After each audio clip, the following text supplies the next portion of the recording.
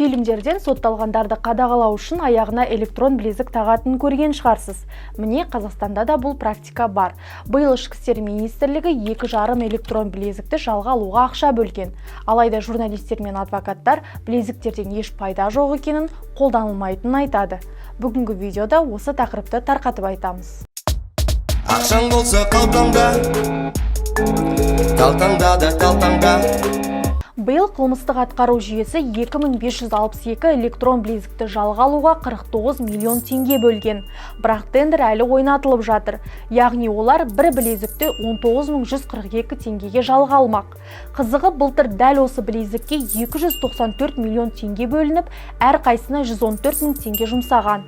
Ол кезде тендерді картел жауапкершілігі шектеулі серіктестігі ұтып алған. Білезік саны бірдей болса да, құнының айырмашылығы көп. Неге? Түсініксіз. Ал биыл Атырау облысы полиция департаменті бір білезікті 111 мың теңгеге, Жетісу облысы біреуін 300 мың теңгеге, Қостанай облысы бір данасын 1 миллион теңгеге алған. Білезіктердің техникалық сипаттамасында атап айтарлық айырмашылық жоқ. Есесіне бағасы әртүрлі. Оларды жеткізген компанияларда әртүрлі. Қыруар қаржыға алынған электрон білезіктер қолданылмайды деген күдік бар. Былтыр Сот-Репорт KZ журналистері құқық қорғау органдарынан, жоғары соттан қанша электрон білезік қолданылып жатқанын білгісі келді. Алайда олардан бірде-бір ақпарат ала алмады.